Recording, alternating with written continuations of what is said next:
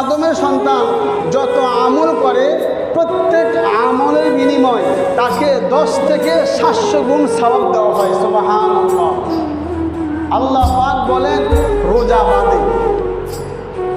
রোজা বাদে বান্দা যে আমল করে তাকে 10 থেকে 700 গুণ পায়। আপনারা জানেন 5 ওয়াক্ত নামাজ পড়লে কি সওয়াব, আল্লাহ হাদিসে বলে গেছেন, কোরআনে দিয়া দিয়েছেন। যাকাত দিলে কি সওয়াব, সুবহানাল্লাহ বলে কি সওয়াব, মসজিদ নির্মাণ করলে কি সওয়াব, মাদ্রাসা বানাইলে কি সওয়াব, মানুষকে দিলে কি সওয়াব জানেন, মসজিদ দান করলে কি সওয়াব জানেন। কিন্তু রোজা রাখলে কি নেকি পাবেন কোনো আলেম কেউ বলতে পারবে না। আল্লাহ বলছেন রোজা আমার জন্য, আমি তার প্রতিদান দিয়ে দিব। সুবহানাল্লাহ।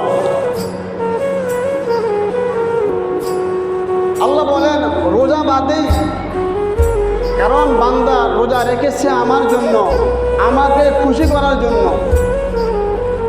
বান্দা ইফতার সামনে নিয়ে বসে থাকে কিন্তু বান্দা খায় না, চাইলে খাইতে পারে কিন্তু বান্দা খায় না। কেন? আমার হুকুম যখনই হবে তখনই বান্দা একটা খেজুর খাইয়া 1 গ্লাস পানি পান করে সে রোজা ভাঙবে।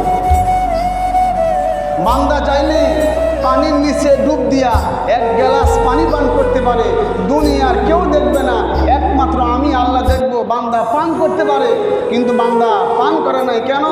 আমার ভয়ে বান্দা রোজা রেখেছে। বান্দা চাইলে তার ঘরের দরজা জানালা সব কিছু বন্ধ করে দিয়া বান্দা একবেলা ভাত খাইতে পারত, কিন্তু বান্দা খায় নাই। কেন? বান্দা রোজা রেখেছে আমার জন্য। বান্দা চাইলে চা দোকানে লুঙ্গির আড়ালে, পর্দার আড়ালে 1 কাপ চা 1 গ্লাস পানি পান করতে পারত, খাইতে পারত, কিন্তু বান্দা খায় নাই। কেন? বান্দা রোজা রেখেছে আমার জন্য। তাই এই রোজার বদলা আমি আল্লাহ দিয়ে দিব। সুবহানাল্লাহ। এখন কথা হলো আল্লাহ রোজার বদলা কি দিবেন? আল্লাহ বলেন আমি যত বড় আমার পুরস্কারও তত বড়, রব যত বড় রবের পুরস্কারও তত বড়। আল্লাহ কত বড়? এখন প্রশ্ন, মুয়াজ্জিন সাহেব দৈনিক 5 ওয়াক্ত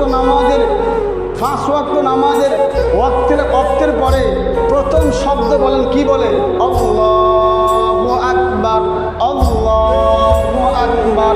এর দ্বারা প্রমাণিত হয়, চ্যালেঞ্জিং হয় যে দুনিয়াতে হীরার খনি, মুদ্রার খনি, চুনের খনি, স্বর্ণের খনি যত যা আছে সব শব্দ চাইতে, সব কিছু চাইতে আল্লাহ সবচেয়ে বড়।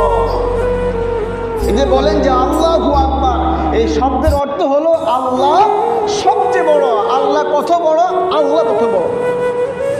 কারণ ইমাম সাহেব, মুয়াজ্জিন সাহেব যখন আজান দেয় তো প্রথম শব্দ এটাই বলে আল্লাহু আকবার, আল্লাহ